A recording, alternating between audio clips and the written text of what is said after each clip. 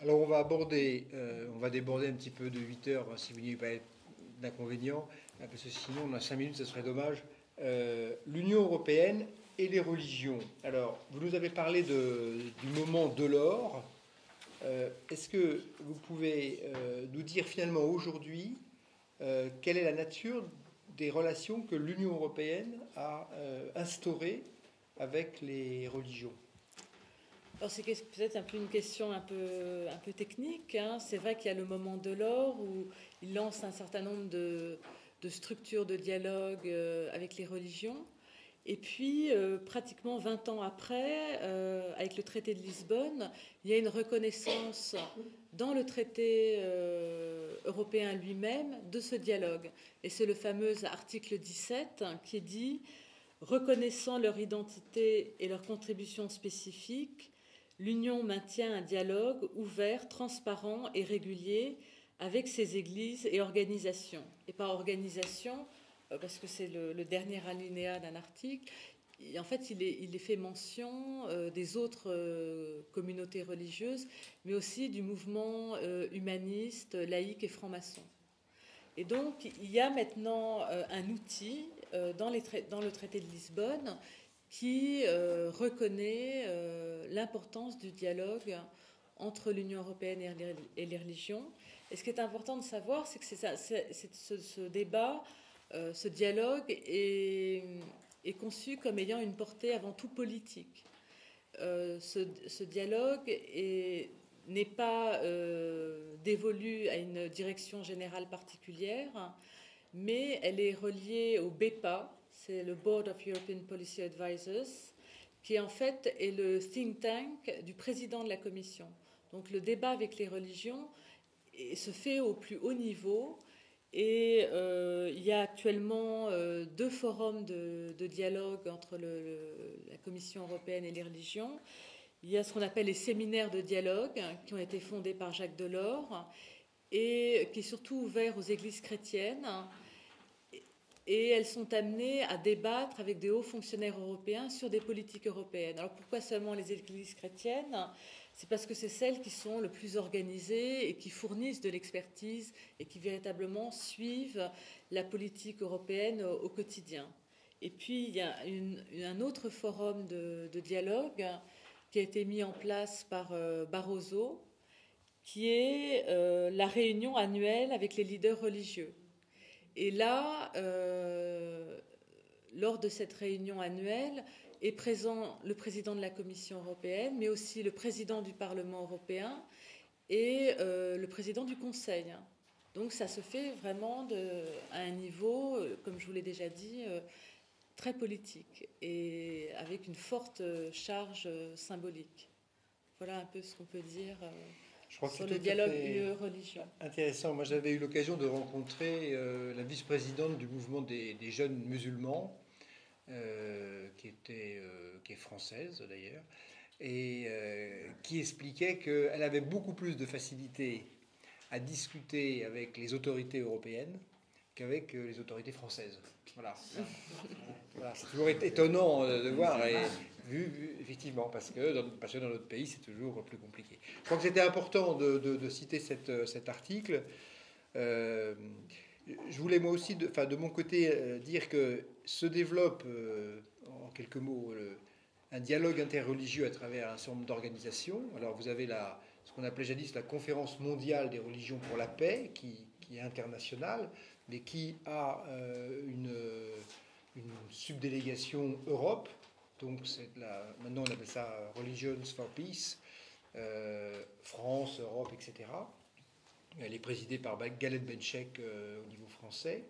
Et cette conférence, justement, a vocation à dialoguer avec les autorités politiques et à être un lieu de négociation, de rapprochement entre les leaders religieux dans les différentes parties de l'Europe, et notamment d'appeler au dialogue, à la rencontre, dans des lieux où c'est parfois un petit peu brûlant. Je pense aux anciens Balkans, enfin aux Balkans, après la séparation de la Yougoslavie.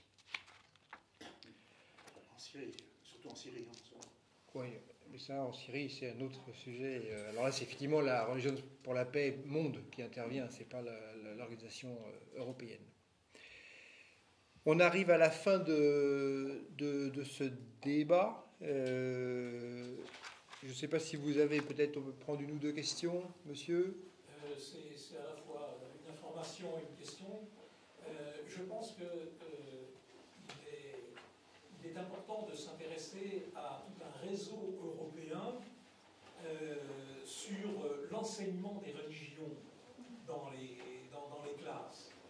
Et cet enseignement donc, est très divers suivant les pays, mais a tendance quand même à, non pas une homogénéisation, mais il y a vraiment des ponts qui se font. Et là, je pense qu'en Allemagne, surtout du côté d'Hambourg, ils sont vraiment les plus avancés parce qu'ils ont un enseignement des religions très ouvert, avec des débats, et je pense que ça mérite d'être connu en France. Alors en France, bon, le peu que je connaisse, c'est un petit peu ce qu'il y a dans les manuels scolaires. Alors si on regarde, puis un peu dans les instituts officiels, ce qu'il y a dans les manuels scolaires à propos de religion, c'est tout à fait affligeant. Enfin, mettez le nez dans les manuels de vos enfants, de vos petits-enfants. On rabote le symbolique, on rabote l'imaginaire, et on empêche les jeunes, je parle surtout au niveau des collèges, mais on empêche vraiment une construction de la pensée critique. Et pour moi, on forge des intégrismes et du communautarisme. Je pense qu'il y aurait une réforme très importante, et bon, il y a des nouveaux programmes, etc. Mais je pense que là, nous, citoyens, on aurait beaucoup de choses à faire. On peut citer le... Il y a 20% des enfants dans les écoles catholiques, quand même. Pardon ? Il y a 20% des enfants dans les écoles catholiques, quand même. Même dans les écoles catholiques, oui, c'est pas pareil. Alors là, franchement, ça ne change rien du tout. Oui, mais dans les écoles catholiques, il y a beaucoup de problèmes au niveau de l'enseignement des religions aussi. Madame. Bon, je vois bien que nous avons des... On laisse madame... Voilà. Je voudrais dire qu'il y a eu dans les lycées publics de Paris, en tout cas, dans certains lycées publics, d'ailleurs grâce à Daniel Hervieux-Léger, il y a eu des organisations, enfin des réunions pour les parents d'élèves et pour des lycéens où on leur parlait des différentes religions. Bon. C'est sûr que ça se fait moins maintenant, ça se fait beaucoup moins, parce qu'il y a quand même un peu voilà, Radissement. oui. Bon. Par contre, moi ce que je voudrais dire, c'est qu'il y a beaucoup d'écoles catholiques. N'oublions pas que catholique veut dire ouvert à tous, et qu'il y a de plus en plus d'écoles catholiques qui, à l'heure actuelle, prennent en compte la formation au dialogue interreligieux de leurs élèves. Absolument. Tout près d'ici se trouve, voilà, exactement. Charles Péguy, effectivement. Tout près d'ici. Oui. Vous êtes une mère de famille, madame ? Non, j'étais enseignante. Ah, vous êtes enseignante. Dans le 11e, oui, mais effectivement, bien connu. Dans Charles cette Péguy. école Charles Péguy, qui est dans le 11e arrondissement, où se trouvent à peu près 150 familles de tradition juive, et un nombre qui augmente d'année en année de familles de tradition musulmane, sont organisées des réunions de rencontres des lycéens juifs, musulmans et chrétiens. Ils choisissent ensemble un thème qu'ils préparent dans leurs différents groupes religieux, et ensuite ils en discutent ensemble. Moi je pense que l'école à l'heure actuelle est un lieu extraordinaire pour former au dialogue les Français que nous sommes. Car nous, Français, nous aimons bien nous disputer et avoir des... Voilà, bon.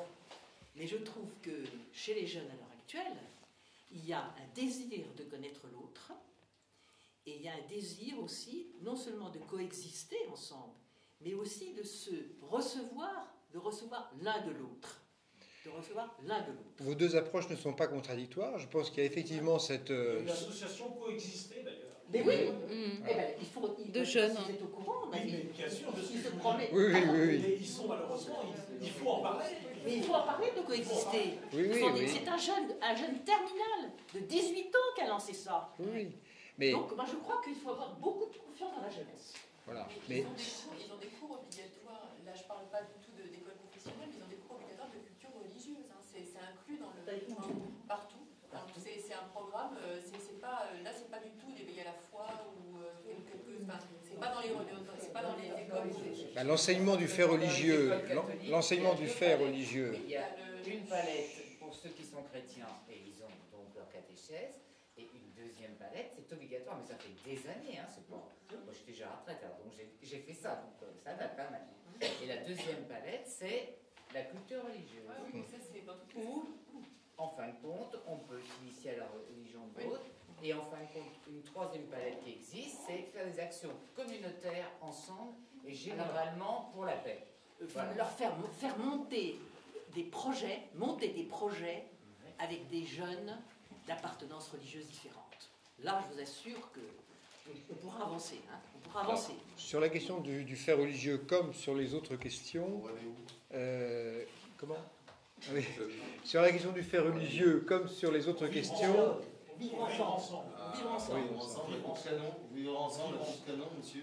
Je suis pas d'accord avec cette société-là. Vivre ensemble, en citoyen et en croyant. La société à coup de canon, quand on... Bon, alors, je voulais vous préciser que sur le fait religieux, comme sur les autres sujets, vous trouvez dans le livre de ma voisine des tableaux extrêmement détaillés qui font l'état du droit ou l'état du fonctionnement pays par pays.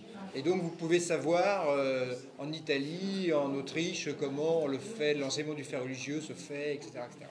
Je voulais juste pour conclure, je vais peut-être conclure, vous dire que, merci d'abord de votre attention. Vous imaginez bien que si on a l'association, si j'ai poussé pour qu'on ait cette réunion, c'est parce qu'il me semble tout à fait essentiel que dans le cadre des élections européennes, la question des religions soit posée. C'est une des dimensions importantes de l'Europe. Alors, comme Christophe Hénin l'indiquait tout à l'heure, j'ai un engagement citoyen, c'est-à-dire que j'ai rejoint, je ne fais pas de publicité, mais un petit peu quand même, j'ai rejoint une liste en dehors des grands partis politiques qui s'appelle Nous Citoyens. Vous n'aurez pas à voter pour moi puisque je me présente dans la circonscription du centre, qui est le Limousin, l'Auvergne et la région centre administrative. Mais pour vous dire que nous sommes un certain nombre à dire il faut remettre la personne humaine, il faut remettre le citoyen au cœur de la construction européenne. Un certain nombre d'entre nous sont effectivement guidés par des convictions religieuses et on ne s'en cache pas. C'est peut-être justement une des façons dont aujourd'hui les religions peuvent être présentes sans affichage ostentatoire, mais au cœur des convictions de ceux qui prennent la parole et essayent de faire avancer les choses. Effectivement dans le but de vivre ensemble, parce que je crois qu'il faut qu'on ait une ligne droite, avec en tout cas une préoccupation. En 2050, nous serons 9 milliards sur Terre. 9 milliards avec des conditions géopolitiques qu'on peut imaginer, des ressources raréfiées, et que si nous n'apprenons pas à vivre ensemble, c'est-à-dire à se respecter, à accepter la vérité de l'autre, à être dans une démarche qui est finalement très proche de celle du dialogue interreligieux, nous avons toutes les chances d'aller d'aller nous battre. Et donc, si nous voulons vivre ensemble en coexistant dans cette diversité, puisque la devise de l'Europe, c'est « unis dans la diversité », finalement, « unis dans la diversité », c'est peut-être aujourd'hui le message que l'Europe peut passer au monde, non pas comme un message que l'on veut imposer, non pas comme la réalité vers laquelle il faut tendre, mais l'humble contribution que l'Europe, parce qu'elle a traversé des moments difficiles, parce qu'elle est passée par les 2 guerres mondiales, c'est justement ce message-là qu'elle peut peut-être proposer comme étant une voie possible de paix et de coexistence.